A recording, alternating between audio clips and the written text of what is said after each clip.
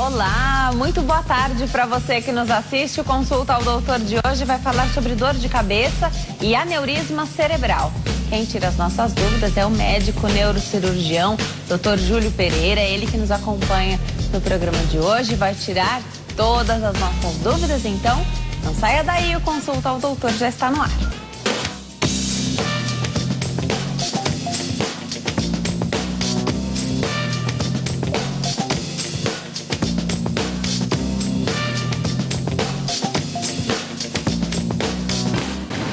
Olá para você que nos assiste de qualquer parte do mundo, seja muito bem-vindo, muito bem-vinda. É uma alegria ter você aí do outro lado, que escolhe assistir ao Consulta ao Doutor nesta faixa de horário e abre as portas da sua casa para receber informação de qualidade. Hoje eu tenho o prazer de receber o Dr. Júlio Pereira, médico neurocirurgião. Doutor, muito obrigada. Eu adoro quando você vem ao consulta. Obrigado. Também gosto de vir bastante aqui. Eu aprendo muito. E depois de cada programa eu recebo esse feedback dos telespectadores também. A gente sempre fala sobre temas tão importantes, tão interessantes, né? Do nosso dia a dia. Às vezes não é algo que está acontecendo com a gente, não. Mas é aquela informação que pode fazer a diferença para alguém que está passando por isso, né, doutor? Com certeza. Foi bom vocês colocaram no Instagram, YouTube. Isso. E você vê que cada vez mais as pessoas se informam. Sim. E como isso é importante, né? Que antigamente a gente quase deixava tudo na mão do médico, né? É. Mas a gente sabe, é uma tendência, né? As pessoas, elas participam e cada pessoa muitas vezes decide diferente, né? Sobre a saúde dela. Então eu falo com todo paciente, quem é responsável pela sua saúde é você. Né? O médico está ali para auxiliar suas decisões e mostrar cientificamente o que é que tem sido melhor um tratamento ou outro. Dor de cabeça e aneurisma cerebral, portanto, é o nosso tema desse bate-papo. Vamos começar falando de aneurisma cerebral. Na verdade, esses dois temas caminham tão juntos que a gente vai poder acompanhar isso aqui durante o programa. Fala um pouquinho do aneurisma cerebral, doutor. O que é aneurisma? Então, o que seria o aneurisma? Seria um vaso que nasceu com uma pequena alteração que ele fica mais frágil. Eu gosto de dar o exemplo como se fosse uma tubulação, né? Então a gente tem um tubo onde passa o sangue, que seriam as artérias, e essa fragilidade faz com que aquele vaso tenha um determinado probleminha que às vezes, no decorrer da vida, aquilo pode se romper. Então, o que seria o aneurisma? Seria uma fragilidade no vaso que corre o risco daquela vaso, obviamente, cerebral, daquele vaso se romper e dar uma hemorragia subaracnoide ou um AVC hemorrágico. É justamente quando o aneurisma, ele se rompe. Perfeito. Você já falou do AVC hemorrágico também, que tem a ver com aneurisma. Perfeito, é. Quando a gente tem, né, quando a gente fala o termo AVC, a gente lembra logo o isquêmico, que a gente já falou aqui também, né? E o hemorrágico é um subtipo, que ele é menos comum, são 20% dos AVCs, eles são hemorrágicos, mas ele é muito mais grave. Tem duas etiologias mais importantes. O aneurisma, que é o que a gente vai falar aqui hoje, e o AVC hemorrágico causado pela hipertensão. A pessoa tem, às vezes, uma história antiga de pressão alta e esse vaso se rompeu, mesmo sem ela ter esse tipo de aneurisma que a gente vai falar agora. Tá. Então tem vários tipos de aneurisma. Perfeito. Mais pra frente a gente não pode esquecer, né? Eu gosto daquilo que está nas nossas mãos. Algumas situações a gente simplesmente não controla. Mesmo a questão genética, mas outras tantas estão nas nossas mãos. O que favorece essa fragilidade que proporciona, né, o que torna mais suscetível a pessoa de ter um aneurisma cerebral? Isso. A gente gosta de dividir em dois fatores, né? O fator não modificável, que é o genético. Então, não tem como a gente mudar nossa genética ainda hoje. Então, quem tem história familiar de aneurisma tem que procurar o neurocirurgião contando. Você pode me perguntar assim, Júlio, história familiar quanto? Geralmente 2 familiares de primeiro grau. Então, todo mundo que tem uma história de aneurisma, tem uma mãe e uma irmã que tem aneurisma cerebral, tias com aneurisma cerebral, tem que procurar o neuro, porque ele vai ter que fazer a investigação. É o único caso bem específico da gente falar em triagem para aneurisma. Além disso, tem rins policísticos também que predispõem. Mas rins? Isso, rins policísticos. É porque, como a gente fala, são doenças relacionadas, né? Tudo que é genético, né? Então, são fatores que... Basicamente, essas duas são as doenças mais comuns que a gente ouve no dia a dia, né? História familiar, tem um fator genético importante, tem que investigar. Rins policísticos. Tem outras doenças, como o Marfan, outras síndromes que não vale a pena a gente entrar aqui, que elas são muito específicas. Então, esses dois casos mais importantes tem sim que investigar. Vamos para os tipos, então, de aneurisma? Aliás, você estava me contando que aneurisma cerebral não é uma doença tão comum. Isso, ela é uma doença incomum. É bem importante, quando a gente fala de doença, é bem curioso, né? A gente está falando aqui nos bastidores antes de começar, por que aneurisma gera tanta curiosidade, já que eu estou falando que ela não é tão comum. Primeira coisa, eu gosto de contar um pouquinho a história das imagens, né? Então, os exames de imagem que a gente vai falar aqui hoje, eles surgiram na década de 80, se popularizaram na década de 90. Então, a gente está falando de doenças que a gente começou a ouvir cada vez mais nos últimos anos, que as pessoas descobrem. Então, para o médico descobrir que tem um aneurisma, ele tem que fazer uma angiotomografia ou angiorressonância, que é um exame não invasivo e de baixo risco. Então, nos últimos anos, principalmente nas últimas décadas, o que a gente tem visto é cada vez mais as pessoas têm descoberto que tem aneurisma, e isso tem gerado ansiedade, né? E aí, eu descobri o aneurisma, precisa tratar, não precisa tratar? Ou pessoas que nunca fizeram, né, perguntam, eu preciso fazer um exame ou não? A triagem a gente já respondeu, né? Aqueles dois, história familiar, tem que investigar. Agora, então, quando a gente descobre aneurisma, o médico, o neurocirurgião, vai avaliar algumas características desse aneurisma. Característica importante, o tamanho do aneurisma e a localização do aneurisma. São dois fatores de quando o neurocirurgião descobre que tem um aneurisma que não rompeu, e aí ele vai juntar com o paciente e discutir quando ou não precisa tratar o aneurisma. Porque se tem um vaso frágil, se a doença quando rompe ela é muito grave, é muito plausível que ele discuta no caso específico de precisar tratar. Porque uma vez tratado, fechado esse aneurisma, a doença está curada, está tratada. Antes de haver um rompimento, já há o aneurisma lá. Então, já poderia ser localizado e identificado. Isso, perfeito. Esse é o raciocínio que leva as pessoas a perguntar quando eu preciso fazer triagem. Eu sempre falo que a medicina, ela é uma coisa dinâmica. Então, às vezes, a gente está gravando o programa hoje, pode ser que daqui a 5 anos mude, né? O YouTube vai estar lá, mas as informações já mudaram, né? Então, assim, a medicina, ela é o tempo todo dinâmica. Hoje, o que tem critério, isso não é informação do Brasil, do Ministério da Saúde brasileiro, é mundial. Então a gente usa muita informação americana, que eles têm muito trial sobre isso, então isso é muito estabelecido. História de 2 familiares na família e essas doenças que eu destaquei, o rins policístico, que aí tem que fazer uma investigação. Fora isso, não tem. Então às vezes quando o paciente pergunta para mim, eu preciso fazer? Se você não tem critério, a base da evidência de hoje não precisa fazer. É claro que pode ser alguém que fuja dessa regra, né? Com certeza. Eu não tenho histórico familiar, também não tenho os hábitos que favoreçam essa fragilidade aí e proporcionem maior suscetibilidade de ter um aneurisma cerebral.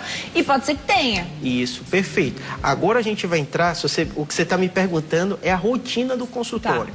Como é a rotina do consultório? O neurologista raramente chega já para o neurocirurgião um paciente que tem uma dor de cabeça. A pessoa, às vezes, ela tem uma dor de cabeça, por isso que aneurisma, vamos dizer, é um tema tão... As pessoas participam tanto. Provavelmente você vai ver daqui a pouco no Facebook a quantidade de participação. Porque esse tema é muito importante. Primeiro lugar, o aneurisma, quando ele rompe, é uma doença muito grave. Então, dentro da neurocirurgia, dentro da medicina, a gente encontra poucas doenças com a gravidade tão importante, né? Para você ter ideia, eu te dizer números. 50% das pessoas chegam a morrer ou ficar com sequela grave. Então a gente tem histórias recentes, né, da esposa do Lula, tudo isso, casos que são catastróficos. Então se a gente for conversar com pessoas, né, sempre alguém vai ter alguma história, né? O parente de um amigo, ele estava bem, de repente teve uma dor de cabeça, chegou e já morreu no pronto-socorro. Então é uma doença muito grave. Por isso, quem passa pela situação, essa história ressoa muito, as pessoas vão investigar e ficam preocupados. E quando a pessoa precisa ou não procurar uma emergência com medo ou preocupada de ter aneurisma? Quando aparecer sinais de alerta. O curioso da medicina e o bom dela é isso, né? Você consegue organizar com informações que seu público vai entender e ver quais são os sinais de alerta que precisa ou não. Já você me fala desses sinais de alerta. Aliás, isso é algo muito importante. O nosso tema também é dor de cabeça, aneurisma cerebral. Muita gente sofre com dor de cabeça há décadas. De repente essa dor muda, se for a dor de um aneurisma. Já o doutor vai explicar pra gente. Vamos atender a telespectadora? Vamos lá. Quem tá na linha e fala conosco agora é a Jacira, da cidade de Cachoeirinha, em Pernambuco. Oi, Jacira, tudo bem? Boa tarde. Boa tarde. Seja bem-vinda à consulta ao doutor. Fica à vontade, pode perguntar. Bem, é que eu queria fazer uma pergunta. É que assim, eu tô sentindo, às vezes, dores na cabeça e assim, uma tontura diariamente. Certo. Há quanto tempo, Jacira? Bem, já faz tempo já. E assim, Eu não estou lembrado do tempo. Mais de um mas ano? Já faz tempo. Mais de ano? Mais ou menos isso. Tá. Uhum. Já tomei medicamento, mas continua. Tá. Tá, aí você quer saber se pode... Nosso tema hoje é dor de cabeça e aneurisma. Você quer saber se pode ser algo mais grave? E também, mesmo se for só dor de cabeça, você tem solução, né, Jacira? Porque ninguém merece sofrer com dor. Mas assim, a tontura é o que está me incomodando. Tontura é o que te incomoda mais, tá bom. É uma característica importante, né? Obrigada, Jacira. Um beijo pra você, pro pessoal de Cachoeirinha, em Pernambuco. Doutor, eu perguntei o tempo, porque o tempo passa tão rápido. Faz bastante tempo, mas tem gente que faz 20 anos, Perfeito, né? Mais ou menos um ano, ela tá com essa dor de cabeça. Também não é fácil, hein? Um ano sofrendo com dor de cabeça todo dia. A característica que a incomoda mais é a tontura. Perfeito, e aí, doutor? Perfeito. Em primeiro lugar, Jacira, é muito importante você ter um profissional que te acompanhe. Obviamente, né, quando a gente... Doenças que são muito comuns, a gente começa em casa, né, conversa com um parente, cada um dá um palpite e dá uma opinião, né? Eu vou falar de maneira geral a dor de cabeça, com algumas características que ela informou, mas assim, Jacira, nada disso vai resolver o seu problema. Você vai ter que procurar, de um modo geral, um posto de saúde, um médico que te acompanhe. Um problema, que eu já chamo a atenção de Jacira também, né, é que os pacientes, às vezes, eles se acostumam com a dor. Né? Do jeito que você perguntou, né? Tem quanto tempo? Tem muito tempo. Então, as pessoas vão se acostumando. Em primeiro lugar, Jacira, dor de cabeça é um problema comum. Comum quanto na população feminina, de 10 a 15% das mulheres têm dor de cabeça primária. O que é uma dor de cabeça primária? É enxaqueca, é cefaleia tensional. A enxaqueca, de um modo geral, é uma dor que vem associada com o pulsátil. Ela muitas vezes tem fotofobia, então a luz incomoda quando a pessoa está com dor. O som também incomoda. Então, assim, cada um desses subtipos de dor de cabeça, ela tem características específicas. Por que você tem que ir para o médico e ele diagnosticar isso? Mesmo que não seja uma dor de cabeça secundária relacionada com aneurisma, ela tem que ser investigada. Ela tem que ser investigada e tem que ser tratada. Dor de cabeça, para você ter ideia, a principal causa da pessoa faltar emprego. É uma das principais causas da pessoa, às vezes, ter um problema que piora a qualidade de vida, então ela fica nervosa. Ninguém com dor fica bem. E é uma das doenças mais comuns que as pessoas negligenciam. Porque como tem uma história familiar para enxaqueca, ela às vezes conversa com a tia, com o primo, é assim mesmo, o meu vem e depois vai embora. Ela não se dá conta de quanto aquilo compromete a qualidade de vida dela. Então, primeira recomendação é procurar o médico da família, o médico do posto ou o clínico que acompanha ela para ele fazer essa investigação. Agora vamos para os possíveis tratamentos, não no caso dela, mas para as pessoas entenderem, né? Quando a dor de cabeça é primária, a gente vai diferenciar a primária da secundária. Essa que é mais comum, que eu falei, enxaqueca, tensional, ela precisa de um remédio que a gente chama para tirar dor, o termo que a gente chama de tirador é abortivo, né? Você está com a dor, vai abortar aquela dor para a dor parar. E tem um profilático. Algumas pessoas, quando tem incidência muito grande da dor, vamos dizer 2, 3 vezes por semana, ela tem que fazer um tratamento profilático. É um remédio que ela vai tomar tendo dor ou não tendo dor. Esse, Denise, é uma das causas principais que as pessoas não vão no médico e não fazem esse tratamento. Então, ela só toma aquele remédio. Eu estou com dor, eu tomo remédio. Eu tomo... Aí, o número de remédios não falta em farmácia, né? Porque sabe que dor é comum, as pessoas vão comprar e vende e a pessoa não resolve a raiz do problema, né? E para você ter ideia como é importante a pessoa não se automedicar e tomar, hoje já está quase passando a enxaqueca, é a dor de cabeça relacionada com o uso crônico dos anti-inflamatórios. Você pensa que está usando o remédio para tirar a sua dor, na verdade ele também é causador, como efeito colateral ele provoca essa dor, né? Porque às vezes as pessoas reclamam, né? Olha onde a gente vai comprar remédio, é drogaria. Então tudo aquilo são medicações, são drogas que têm que ser usadas de forma consciente. O que seria um tempo, né? Então vamos imaginar alguém que teve hoje sua primeira dor de cabeça e aí você não sabe se é por um dia estressante que você teve ou se amanhã você vai ter de novo essa dor, se o remédio vai dar conta. Quanto tempo? Porque as pessoas se automedicam, isso é uma coisa que não deve ser feito, mas por um período prolongado. Porque se você tem uma dor de cabeça, você não vai ao hospital, né? Isso, com certeza. Por isso que é importante saber os sinais de alerta. Como eu falei, quem é responsável pela sua saúde é você, né?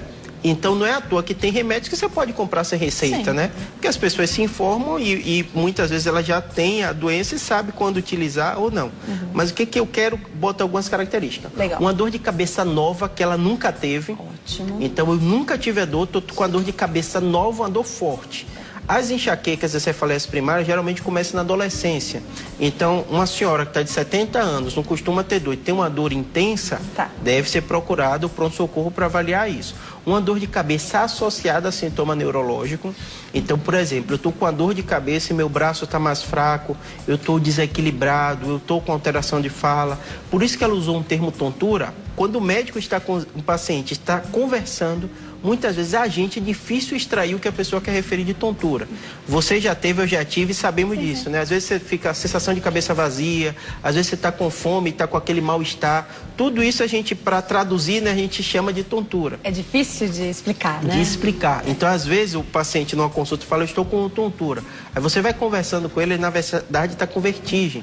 Está sentindo tudo rodar e tem uma labirintite. Então, são termos que às vezes se parecem e é difícil do médico, só na consulta, extrair o que trata aquela informação. Então, o que roda é vertigem, é vertigem, na verdade. isso. Tá. Então, assim, por isso que ela falou da tontura, se tem uma dor de cabeça nova, que não tinha antes, associada a qualquer sintoma neurológico que não tinha antes, tem que procurar o médico para fazer essa investigação melhor. Ótimo. E esses são sinais de alerta.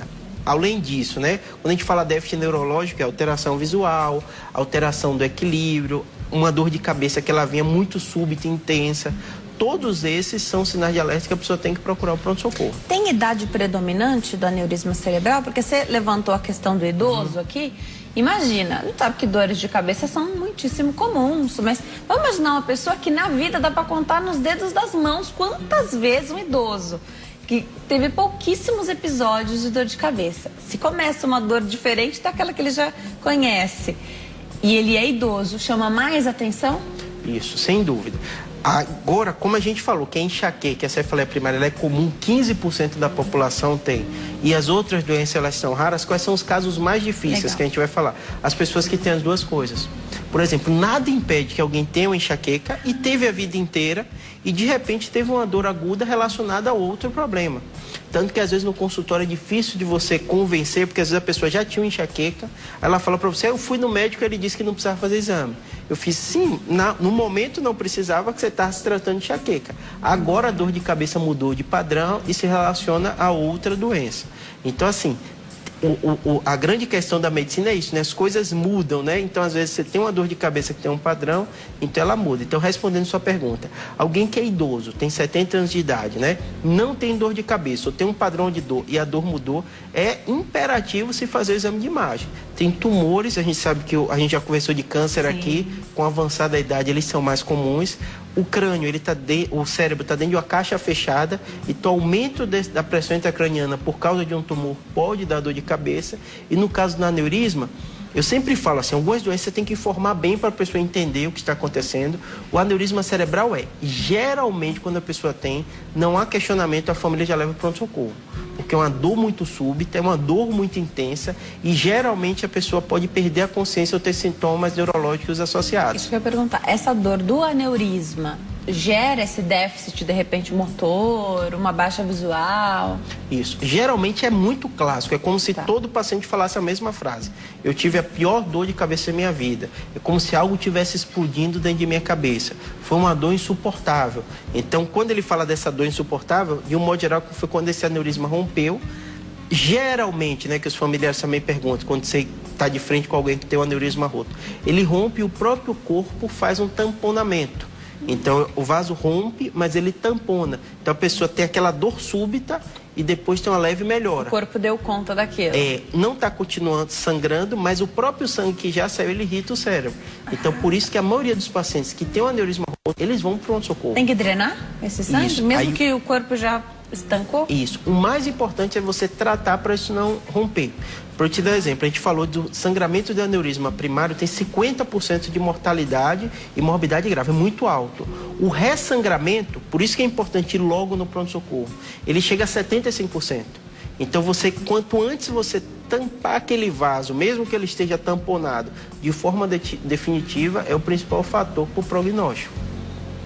E uma vez que a pessoa já teve um episódio desse, a chance é maior de ter de novo? Isso. Tem os aneurismas simples e os aneurismas múltiplos. A grande maioria dos aneurismas, vamos colocar em números para você entender mais ou menos assim, então é menos de 1%, né? É 0,5%, 0,3% da população pode ter um aneurisma cerebral. Então é um número realmente relativamente pequeno frente às outras doenças mais comuns.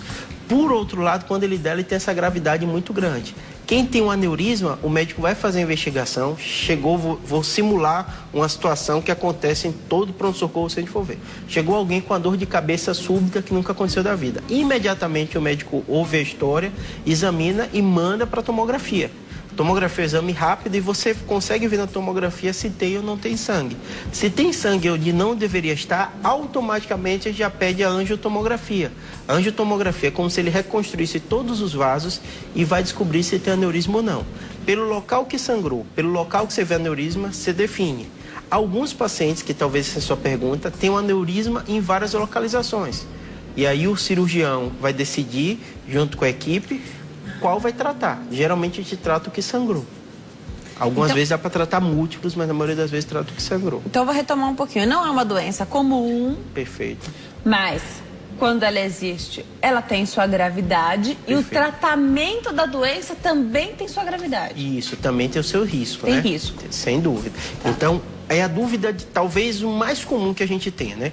Quando o paciente ou você tem uma dor de cabeça súbita, vai no pronto-socorro e precisa tratar, a família nem dá tempo de pensar, nem de ler nada, né? Então, o médico já vai definir e dizer as formas de tratamento. Por isso que o seu programa é importante, né? Porque a gente saudável, a gente consegue ter mais informação de algumas doenças, né? Então, o aneurisma, ele tem duas formas de tratamento. O tratamento endovascular, que é como se fosse um cateterismo, é a mesma lógica dos stents do coração. Você pega uma artéria da perna e sobe e chega lá nesse aneurisma e coloca umas molinhas ou uns stents, para o sangue não passar mais por aquele vaso que está doente. Essa é uma forma de tratamento. A outra forma é a microcirurgia, que você tem que abrir a pele, abrir o osso, ver o vaso que está e vai colocar um clipe para o sangue não passar. Cada forma de tratamento tem o seu risco e o seu benefício. Porque todo paciente fica pensando, então da perna é bem melhor, né? Que não tem corte, né? Faz sentido, né? A lógica, né? De não ter, mas não é dessa forma. Não é assim, porque tem a localização, qual a situação, qual a gravidade. Você deu exemplo, precisa drenar o sangue?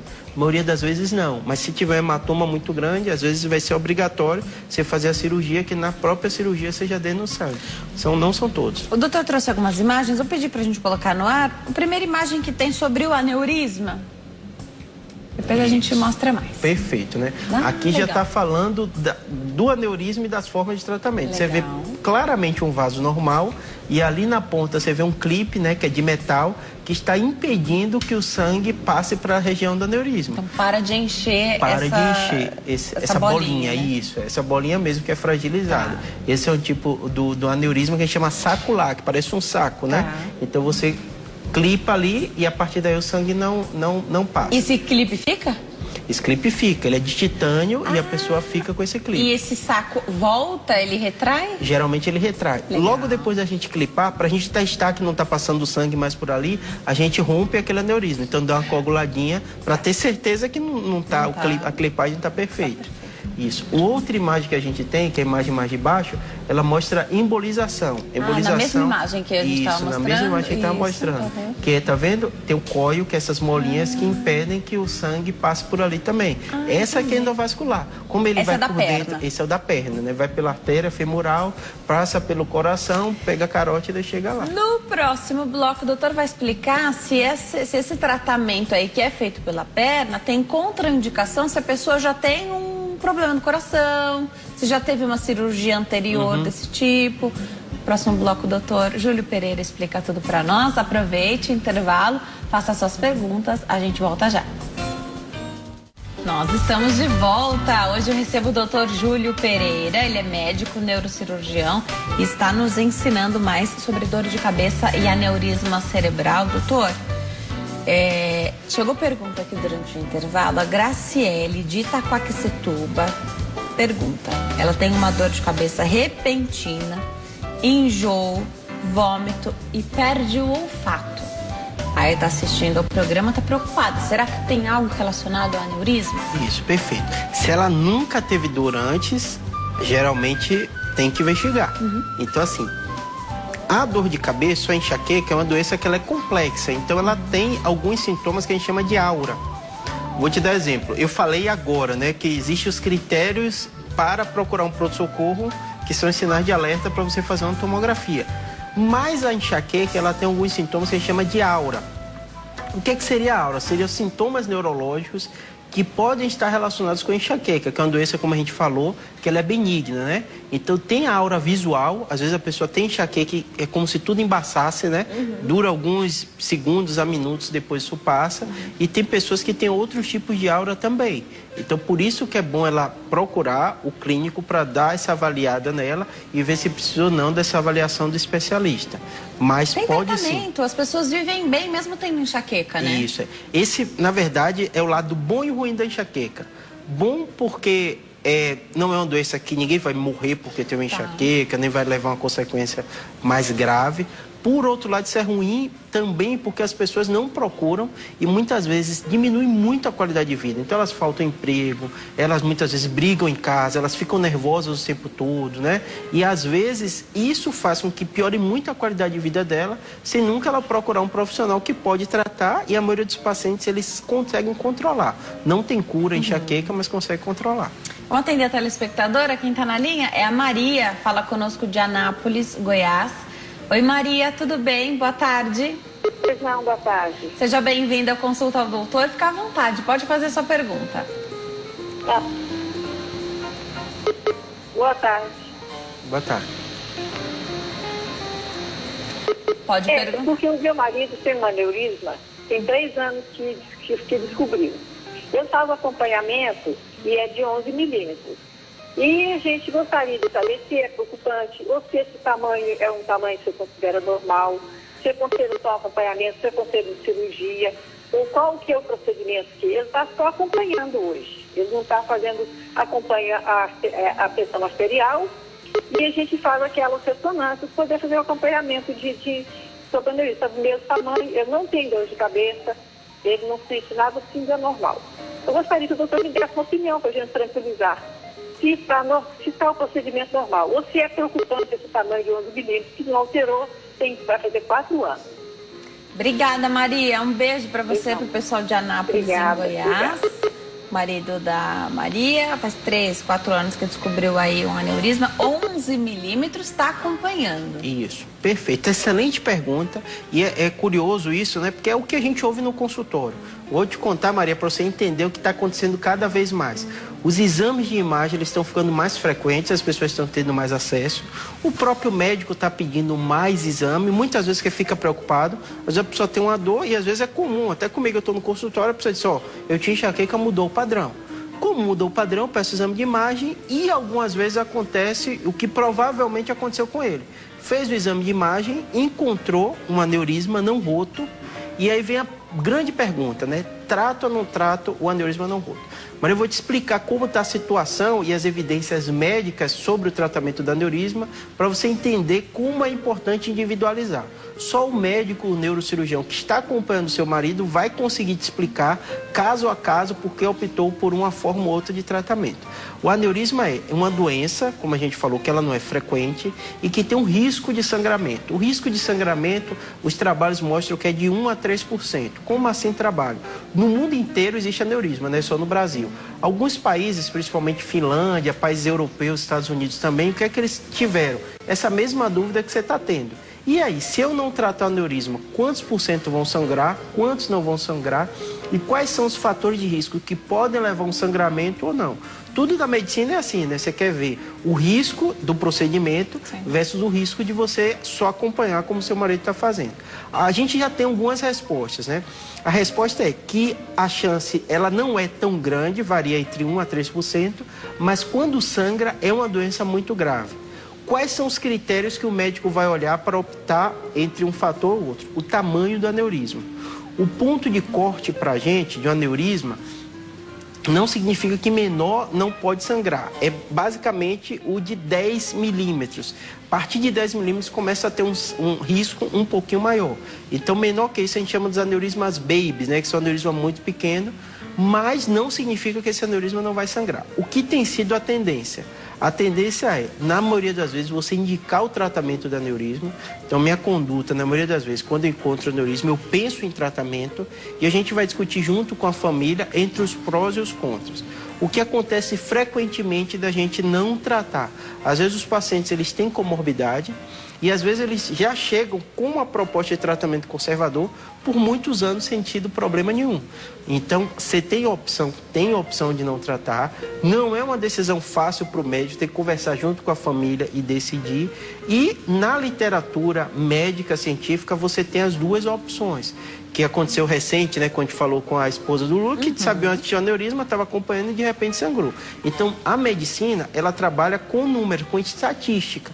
Então, ninguém vai te dizer, esse aneurisma é impossível dele romper, ou nem vai te dizer, com certeza, esse aneurisma vai romper. Então, o médico vai conversar junto com vocês, colocar o pró e o contra.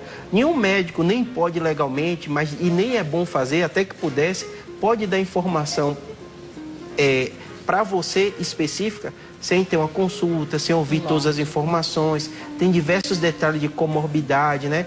O procedimento em si, tanto endovascular como cirúrgico, ele também tem risco. Por isso que é uma decisão, de um modo geral, bem ponderada e conversada com todo mundo. Porque para o leigo, falar aneurisma é uma coisa só. Agora a gente já entendeu que para o especialista tem tipos, tem localizações diferentes, né? E para cada pessoa, dependendo da sua idade, do seu estado de saúde geral, estou entendendo que tudo isso também vai ser levado em conta. Deixa eu imaginar, pegar esse gancho aqui da pergunta da nossa telespectadora. Vou imaginar que seja alguém que tenha diagnosticado aí, fez o exame, tem um aneurisma, não sente dor, tá tudo bem, a pessoa tá ótima, mas ela fuma, por exemplo. Seria bom parar de fumar? Sempre é bom parar de fumar, mas vou imaginar nesse caso específico, já que tem a ver, né? Isso. Existem os fatores de risco para ruptura. É a localização, como a gente falou, não só o tamanho. Então, ela não entrou em detalhe, mas para você ter ideia, a gente tem dezenas de ramificações, centenas de ramificações. Eu digo dezenas que são as mais comuns. Cerebral média, a circulação posterior, que tem maior chance de sangramento quando você tem aneurisma lá. Então, tem muito vasinho e cada vasozinho vai dizer para o médico que a chance é maior ou não de romper.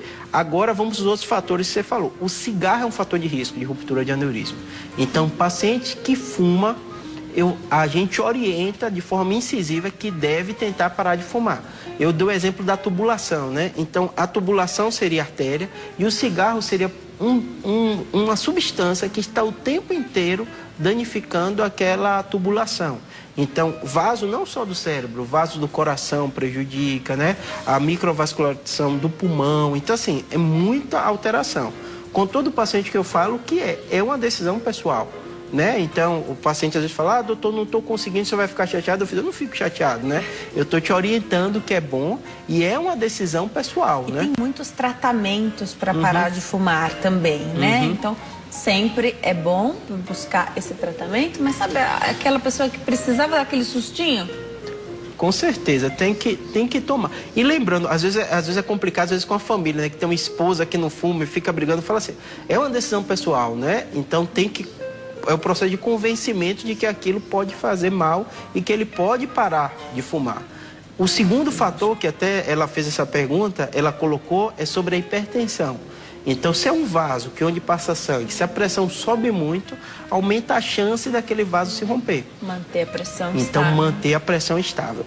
E existem outras perguntas que às vezes acontecem. Eu estou falando sobre ruptura ou não ruptura, quando trata e não trata. Eu tenho uma postura pessoal, na maioria dos pacientes, eu tento indicar o procedimento.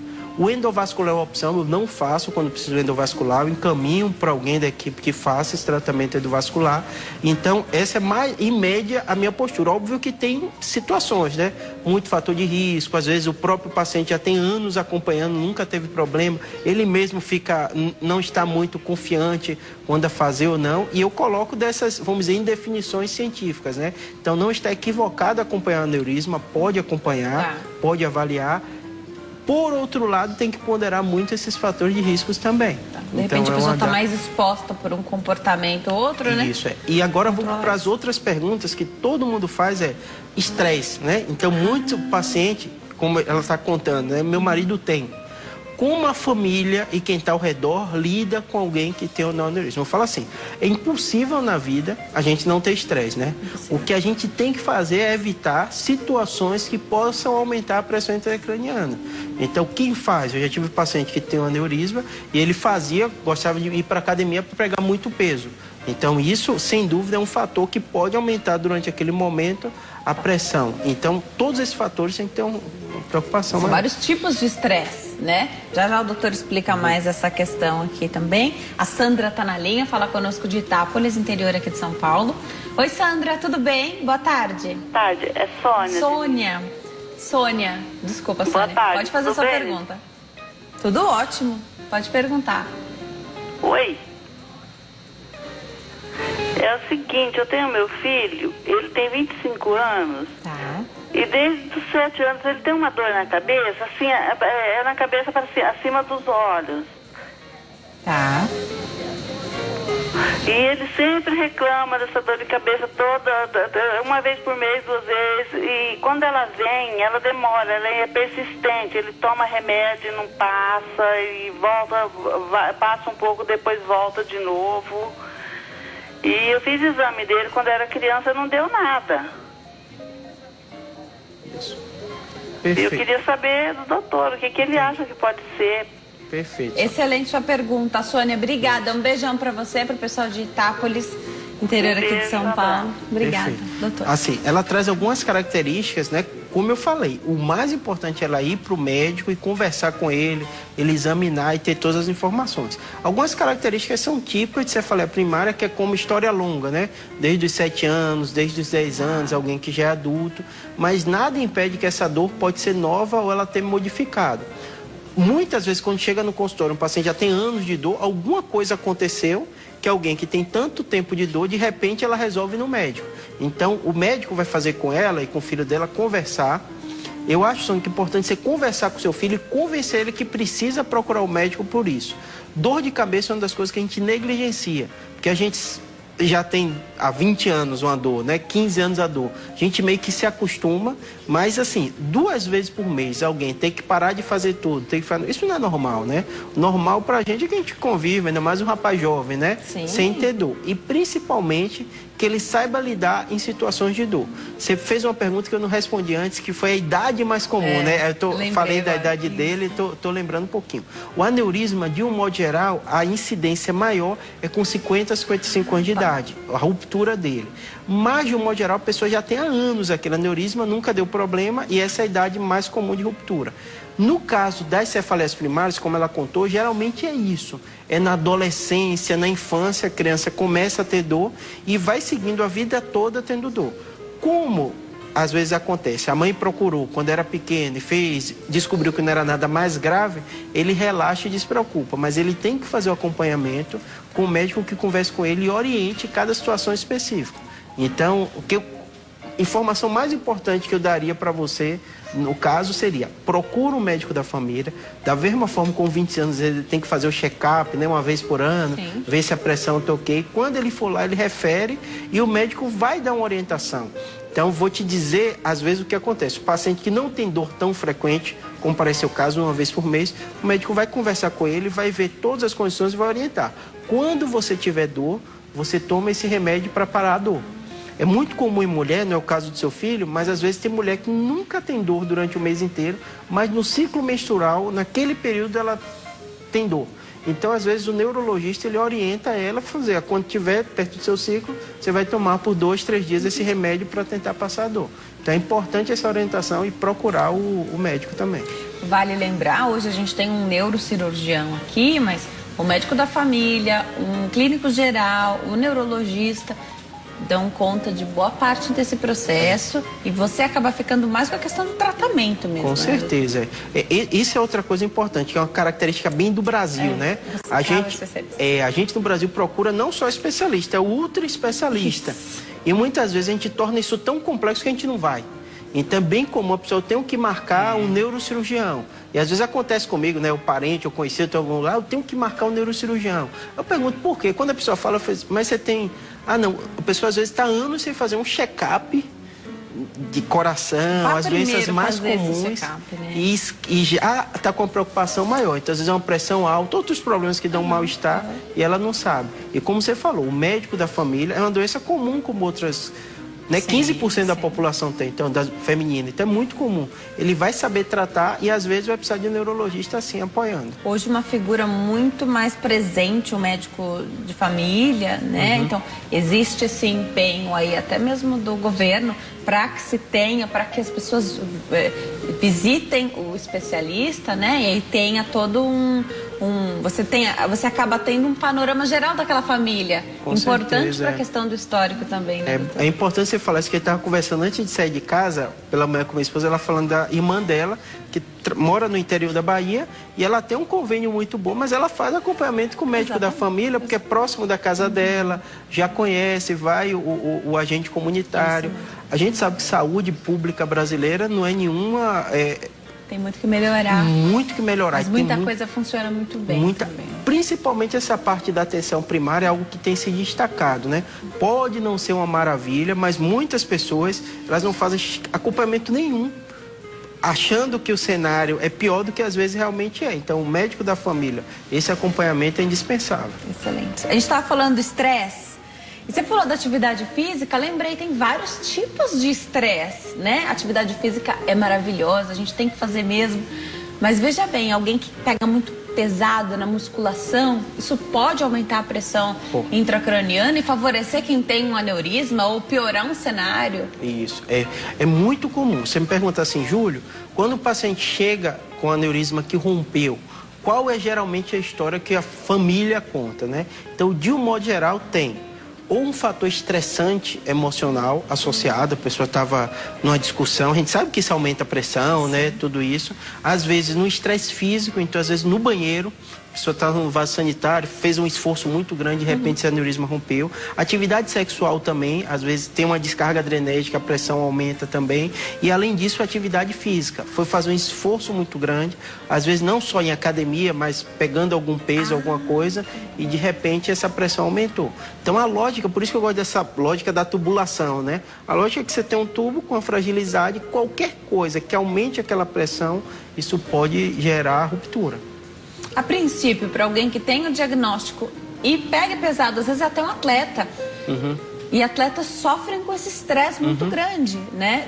Tanto da parte psicológica quanto na atividade mesmo. Pede para parar um pouquinho até ter certeza de tudo? Isso. O mais importante é, primeiro, descobrir localização e aí definir se vai precisar tratar ou se não vai tratar. De um modo geral, quando não trata, a lógica é a pessoa ter a vida normal. Não tem como você descobrir uma doença, dizer que não vai tratar e mudar toda a rotina da pessoa. O que pode é o cigarro, né? Mas a atividade física, a princípio, ela pode fazer. O que às vezes a gente conversa para evitar são situações de atividade muito intensa. Isso pode sempre prejudicar. Fala um pouquinho da localização. Nós já tivemos, aliás, faz muito tempo que a gente fez essa pauta falando sobre o cérebro, a gente pode até repetir em outra oportunidade.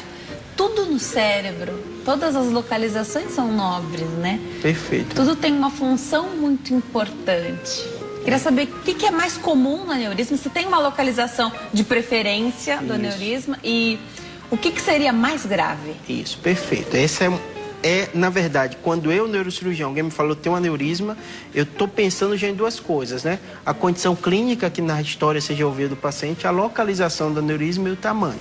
Então, vamos lá. Lembrando que a gente falou da outra vez, né? O coração bombeia o sangue, vai 25% mais ou menos de todo o sangue que o coração bombeia para o cérebro. Então, o cérebro é um órgão relativamente pequeno, mas que recebe muito do nosso sangue porque ele precisa de muito nutriente. Ele está o tempo todo em atividade. E como esse sangue vai chegar aos neurônios e para levar esses nutrientes? Através dos vasos e as artérias. Então, a gente tem uma rede de vascularização muito extensa. É impossível eu nem sei gravar os nomes de cada um vaso que chega. Mas o aneurisma acontece mais comum onde? Nas bifurcações. Então, é como se fosse uma tubulação. O sangue vai chegando, onde na tubulação ocorre o maior número de problemas. Naquele joelho, naquele momento que tem a bifurcação. A mesma coisa acontece no cérebro. Então você tem os vasos que eles vão chegando de forma tranquila. Em momentos que tem bifurcação, você fica o tempo todo com estresse em algumas localizações. Então, na bifurcação da artéria cerebral média, para a gente dizer nome, né? Comunicante anterior. Esses são os locais, comunicante posterior, né? Comunicante porque liga um vaso ao outro, por isso que tem esse nome. E também na circulação posterior, né? Que é a paica, tem um monte de vasinho que nessas bifurcações pode originar. Perfeito. Já a gente vai continuar vendo as fotos, também fala mais sobre essa localização, porque isso deve assustar quem recebe essa informação e às vezes não foi o médico que já passou, deu esse diagnóstico e já explicou. Não, às vezes vai buscar na internet.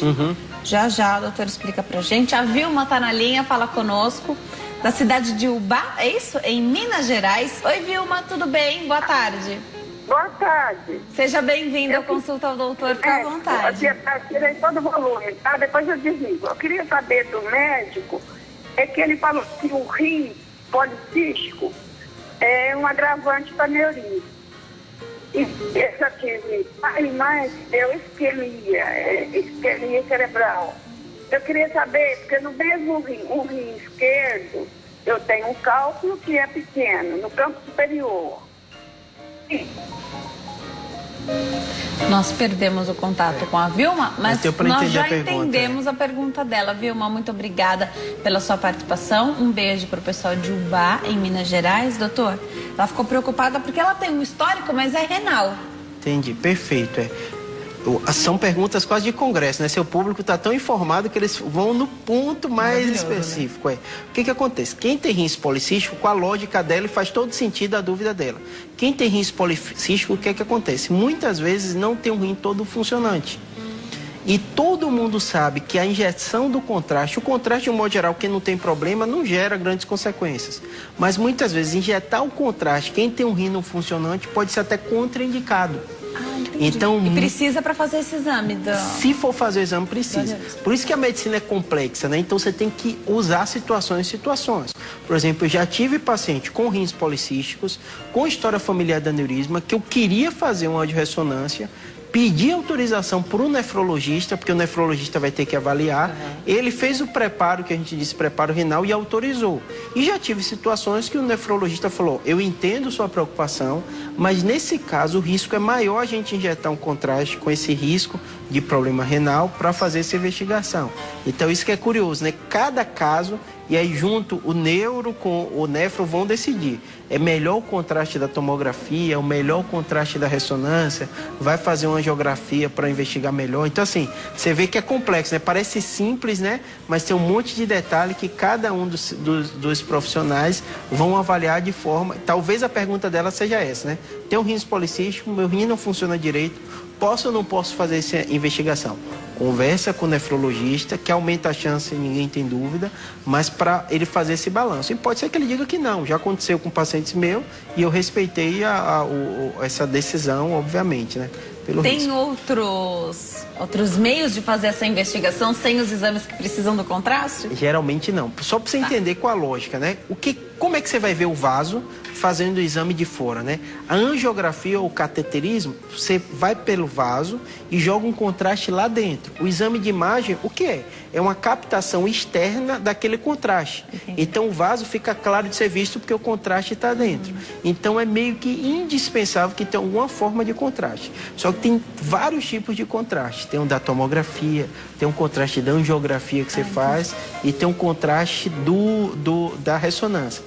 De qualquer jeito, todos esses contrastes são metabolizados aonde? No rim, que é nosso filtro, né, do corpo, né? Por isso que cada situação, a sua pergunta está excelente, é impossível responder um caso específico, né? Mas sem conversar com seu médico, nefrologista, que fato é que aumenta a incidência de aneurisma, mas outro fato é que tem um risco relacionado aos contrastes. Num caso como esse, onde é indispensável ter essa conversa entre médicos, você vai encontrar, se existe um néfro cuidando dessa paciente ou desse paciente, você vai encontrá-lo para essa conversa. De um modo geral, você quando você não conhece outra local, você faz um relatório. Tá. Então, de um modo geral, o que a gente coloca? O paciente que tem um risco de ter aneurisma, estávamos pensando em fazer o exame de triagem, pode ou não pode ser feito devido ao...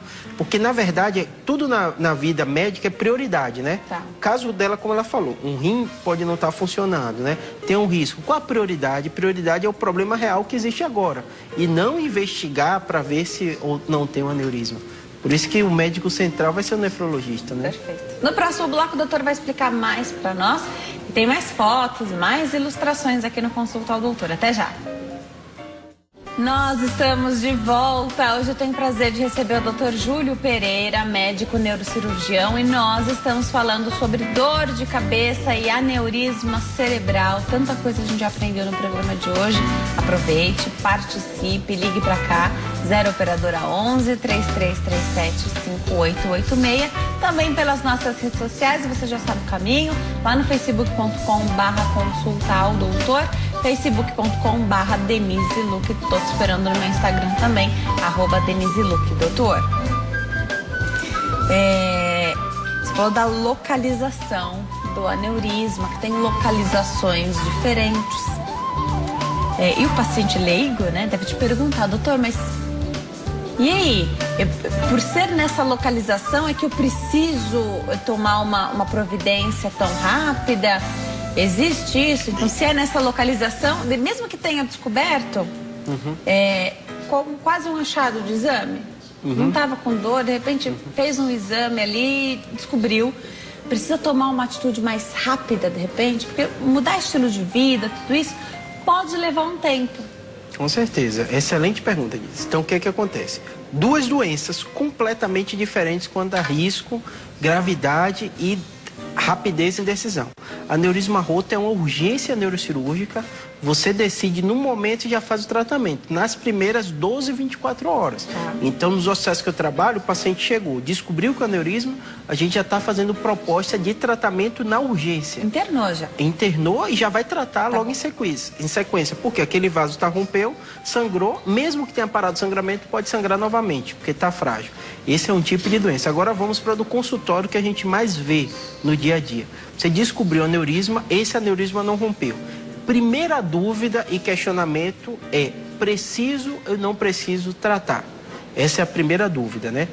O que eu olho? Esses fatores: localização, tamanho, idade do paciente. Por mais que eu diga que é 1 a 2% ao ano, se for alguém de 20 e poucos anos, né, vai viver muito mais, acaba acumulando risco, né? A gente fica mais preocupado quanto a isso. E, além disso, influencia também a decisão da pessoa, né? Aquilo que a gente estava falando. O que é difícil? Eu falo abertamente com todo paciente no consultório. Você descobriu uma doença que, se ela não romper, não vai te dar problema. Mas se romper, você tem 50% de chance de morrer ou de ficar com sequela muito grave. Então, não é uma decisão fácil, né? E, além disso, você tem procedimentos que têm um risco no aneurisma não roto relativamente baixos, né? Você pergunta assim: Júlio, qual a chance de complicação do tratamento endovascular ou de uma clipagem? É menos de 4 a 5%, de você ter algum sangramento intraoperatório, ter infecção ou ter algum tipo de complicação, que todo procedimento tem risco, ainda mais neurocirúrgico, né? Então, dentro desse cenário, né, influenciando de forma muito intensa a decisão da família e do paciente, o médico vai decidir. Decidir o que vai tratar. Aí vem a segunda pergunta, tão difícil quanto a primeira: qual tipo de tratamento, né? Então, tem o tratamento endovascular e tem o tratamento cirúrgico, né? Sua produção tinha até uma ilustração. A gente tem um gráfico muito legal, se a gente puder mostrar, colocar na tela um gráfico que ilustra bem os tipos de tratamento e a evolução, crescimento aí nos últimos anos, Isso, né? Perfeito, Então, o que acontece, né? É um gráfico, né, difícil de leitura no detalhe, mas o que está acontecendo no mundo todo. O bom da medicina, né, porque quando a gente fala de política, a gente fala de política brasileira. Na medicina, não, é tudo universal. Perfeito. Então, as dúvidas, os problemas que acontecem no Brasil, acontecem nos Estados Unidos, na Europa. Esse é um trabalho americano que publicou vendo de 1990 até 2014, vendo como está aumentando as indicações de tratamento endovascular. Legal. A tecnologia melhorou, o tipo de material que se utiliza melhorou.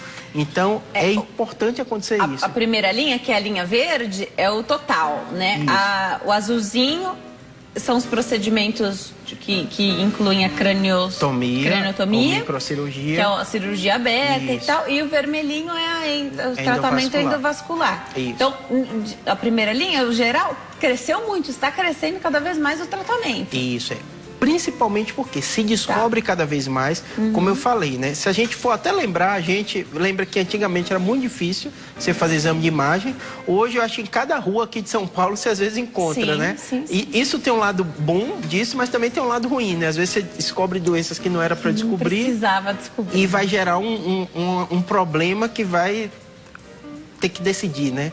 Quanto a isso, né? Por isso que eu falo com todo mundo, antes de sair fazendo exame, pedindo para colega ou para alguém fazer exame, tem que ver se há necessidade e ver que nem toda doença você tem uma descoberta que vai melhorar o prognóstico ou não. No caso do aneurisma, sim. Se você descobrir o aneurisma não roto, é muito melhor do que você descobrir quando rompeu.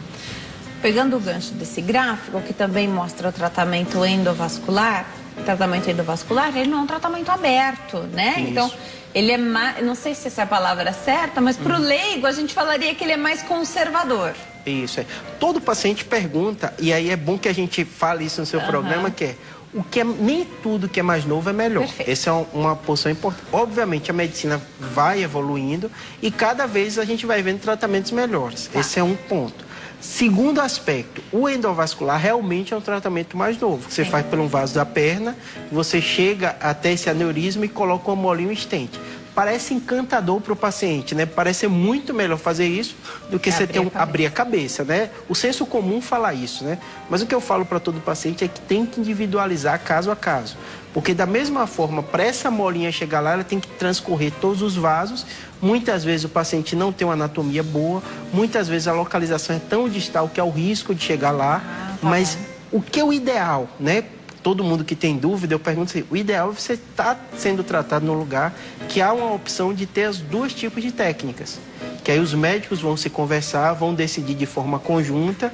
Por exemplo, nos hospitais que eu trabalho, eu vejo um paciente que às vezes chegam com essa dúvida sobre fazer microcirurgia, eu encaminho para o colega endovascular, ele avalia e opta, me liga e fala, ó, Júlio, nesse caso eu acho que especificamente, então por isso que é importante você estar no lugar que tem as duas opções. Pode ser que no meio do caminho precise mudar a técnica, então começou a fazer o tratamento endovascular, mas algo deu errado, a anatomia não era favorável, achou que dava, mas não deu. Essas coisas acho que podem acontecer. E aí você precisa fazer a cirurgia aberta porque também não tem tanto tempo para... Isso, pode acontecer. Pode acontecer as duas coisas, né? Que a gente tem uma proposta de fazer um tipo de tratamento e durante o curso, né, dos exames e tal, se mudou a opção e modificou. O que cada vez está acontecendo mais, porque é cabeça natural da gente, né? A gente fala, tá tudo evoluindo. A gente acha que uma técnica vai substituir a outra. Mas o que está acontecendo é o contrário. Cada vez mais elas estão utilizando de forma conjunta. O que o médico e a medicina está fazendo cada vez mais é, sem dúvida, né? Técnicas menos agressivas, que envolvem menos risco, mas quando tiver indicação precisa. Então, é como se a microcirurgia ela nunca vai acabar, a endovascular provavelmente vai crescer em tecnologia e vai ser cada vez mais utilizado, mas o mais importante é oferecer para o paciente as duas opções. Tem um perigo também nesse meio tempo, nesse pedaço aí, que é do paciente falar assim, não, eu sei que o melhor para mim, para o meu caso, era fazer essa cirurgia aberta. Acontece. O que acontece? A informação, ela tem um boom da informação e tem o lado ruim. Vou dar exemplo de algumas perguntas que teve telespectador aqui. Imagine você descobrir um marido ou você tem um aneurisma que não rompe. Você às vezes vai viver sua vida ou seu dia a dia pesquisando sobre aquilo, procurando informação. O que eu falo para todo paciente, informação é muito bom e ela ajuda. De um modo geral, a maioria das pessoas, elas pegam aquela informação e vai do profissional para entender e ele vai te explicar o porquê. Individualizar e explicar um para o outro. O que está crescendo e eu estimulo meus pacientes é ouvir outra opinião. Então, às vezes tem um paciente que veio da primeira vez para a minha consulta, eu falo assim, seu aneurisma tem 11 milímetros, 12 milímetros, eu opto por tratamento cirúrgico por isso. E eu falo para ele, isso é controverso na literatura. Procure outras opiniões, se informe, mas a decisão final sempre será a sua. Então, acho que uma coisa boa que está acontecendo no Brasil é que as pessoas, elas estão cada vez mais se responsabilizando pela decisão. E precisa, né? E precisa, porque não é fácil. Eu sempre falo assim, quando você está em frente a um caminho, que você tem duas opções, eu falo, o momento de decidir é quando você está naquele caminho. A partir do momento que você seguir um ou outro, vai seguir junto. Então, o que eu falo com todo paciente é, a decisão nossa é agora. O que você decidir, a gente decidir junto, a gente vai seguir pelo caminho. Nada impede que você passe por outro caminho mais para frente. Mas é importante ter aquele momento de decisão. Ótimo. Vamos atender a telespectadora. Kátia está na linha, fala conosco de Rosário, no Maranhão. Oi, Kátia, tudo bem? Boa tarde. Boa tarde. Seja bem-vinda ao Consulta ao Doutor. Fica à vontade, pode perguntar. Denise, eu queria perguntar para o doutor, é o seguinte, a minha mãe, ela já fez três cirurgias de aneurisma, né? 2 vasos na perna e agora na cabeça, está com 1 ano, né, que ela fez essa cirurgia dos vasos, não, tá com mais, 3, 4 anos. Tá. Só que assim, eu queria saber com o doutor a pergunta, no momento, todas nós temos que fazer os exames, né? Inclusive, eu, minha e minha outra irmã, vamos fazer a angiorressonância, né? Perfeito. E eu queria saber com ele se na minha família, minha tia já morreu de aneurisma, uma tia minha já se operou, a minha irmã de 30 anos também morreu com problema de aneurisma, né? E eu queria saber com ele se a tendência na família é aumentar, se tem... todas nós temos que fazer esses exames. E queria também saber uma pergunta com ele, que minha mãe passa muita raiva, ela passa muito aborrecimento, e eu queria saber com ele se isso pode prejudicar ela mais na frente. Obrigada, Kátia. Um beijo para você, para todo mundo de Rosário, no Maranhão. Prazer, Denise. Obrigada, Kátia. É um prazer receber você aqui, participando conosco. Participe Obrigada. Sempre que quiser, Beijão. viu? Um beijo para você também, Perfeito. doutor. Excelente pergunta dela. Pergunta. E ela fecha muita coisa que a gente discutiu aqui, né? Primeira coisa, o boi que ela está bem acompanhada, né? Já fez os tratamentos e a família dela já está investigando, né? Mas a história que ela conta serve para informar seu público, né? Como eu falei, cara, você vai conversar com o seu médico para individualizar, né? Porque cada situação, cada família, maioria das vezes, quando você tem aneurisma múltiplo, é algo genético, né, que está passando de uma pessoa para outra, por isso que precisa fazer o screening. Foi interessante ela falar de vaso, de outra localização de aneurisma que não no cérebro, porque quando a gente vai para o especialista, a gente só está falando de cérebro, né? Mas muitas doenças, elas são genéticas. E a pessoa pode ter aneurisma de aorta abdominal, pode ter aneurisma de outra localização que não só no cérebro. Tá. Então ela contou à mãe que tinha outras localizações e depois descobriu. Lado bom da sua pergunta e do seu caso. Uma vez o aneurisma tratado, é vida normal. O aneurisma tem toda essa parte ruim que eu falei, né? 50% de mortalidade e gravidade. Por outro lado, uma vez tratado, a gente considera uma doença que foi curada.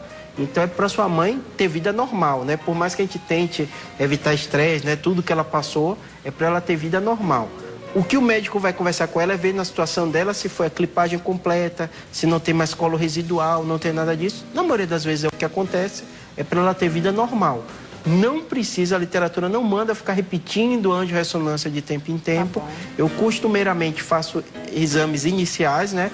Logo depois da cirurgia com 6 meses, 1 ano, depois de uns 2 anos e depois, a princípio, não se precisa ficar repetindo esses exames invasivos, né? De angiografia e tal. A angiorressonância e tomografia, às vezes a gente faz a cada 3, 5 anos, mas é muito bem individual. Espaçado, 3, 5 anos, bastante tempo. É bem espaçado. E no caso dele e das irmãs, tendo história familiar, 2 parentes de primeiro grau, realmente tem que fazer. O que ela provavelmente está perguntando, e vai ser difícil da gente responder, porque é tudo muito novo, é quantas gerações vai precisar fazer? Minhas filhas, o que a gente fala é são 2 parentes de primeiro grau. Então, no caso dela, tem discutível que tem a tia. Das filhas, vai analisar a mesma coisa. Foi quem? Provavelmente a primeira geração ainda vai precisar fazer. E depois vai se analisar caso a caso. Mas o mais importante, como ela já está bem acompanhada, já foi pedido o exame, é estar conversando com esse médico que está acompanhando sua família, para ele individualizar cada situação. Vamos colocar mais fotinho no ar? De aneurisma, assim a gente consegue explicar. Isso, doutor. Perfeito. Essa ilustração está excelente, né? Então, o que a gente vê, né? Naquela figura mais alta, a ideia da bifurcação, né? Você vê que tem uma dobra. Como tem uma dobra, tem a bolinha, que é justamente o vaso. Esse é o aneurisma sacular. Na imagem de baixo já define com o nome, né? O aneurisma sacular, que forma tipo um saco. O aneurisma fusiforme, que é um dos mais difíceis de tratar. Porque, imagine, é como se o tubo importante, ele fosse todo formasse um aneurisma. Então, é impossível você fechar Não faz clipagem, completamente. A clipagem é difícil. Às vezes você consegue reconstruir colocando o clipe de um lado e do outro, mas é bastante complexo. E muitas vezes tem que passar um stent, que ele bota tipo um tubozinho, que é o stent que o endovascular coloca e vai excluir aquele vaso e o sangue vai passar todo por dentro daquele stent. Então não vai ter a chance de ter um sangramento maior. E a imagem de baixo é o aneurisma que rompeu, né? Você vê que tem um sangue ali saindo. Então essa ilustração ficou muito boa mesmo. Essa localização seria o que, por exemplo? Isso. Aí você tinha que ver toda a anatomia, que eles estão tirando só um pedacinho que a gente quer mostrar. Mas ali no rosto daquele rapaz, você vê que provavelmente aneurisma de carótida ou de cerebral média dessa localização. O que pode ficar como sequela de um aneurisma? Excelente pergunta, né? A gente, resumindo, né? A gente já falou o que é o aneurisma, a gente já falou quais são os sintomas mais comuns e os sinais de alerta que precisa procurar. A gente já falou muito bem do tratamento, né? Agora a gente vai falar do prognóstico, né? O mais importante é como aquela pessoa está quando chegou.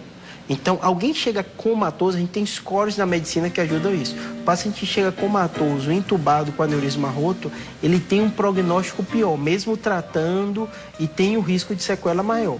Alguns pacientes eles chegam com dor de cabeça intensa, mas estão conversando, movimentando tudo, eles têm um prognóstico maior. Tem vários scores que ajudam isso. Então, o que eu falo com todo paciente é, o principal fator é como o paciente está quando chegou e quando foi tratado. O sangue que rompeu, ele irrita o cérebro por um período. Então, até 14 dias depois, ainda tem uma chance de ter um vasoespasmo. O que é o vasoespasmo? O sangue irritou e o vaso, que teoricamente está normal, ele se irrita e pode dar um AVC isquêmico como consequência do sangue.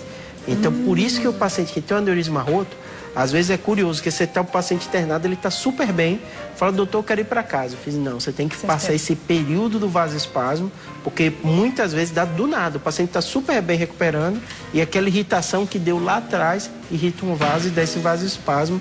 E outra complicação que às vezes acontece é a hidrocefalia, porque o sangue pode cair dentro dessa parte do líquido e obstruir. É por um tempo ou pode ser que tenha que tomar, fazer um outro tratamento aí para isso? De um modo geral, é nos primeiros dias. Então, por isso que eu falo, o tratamento é curativo, mas você tem um período quando a aneurisma rompeu mais crítico, que é nesses primeiros 14 dias.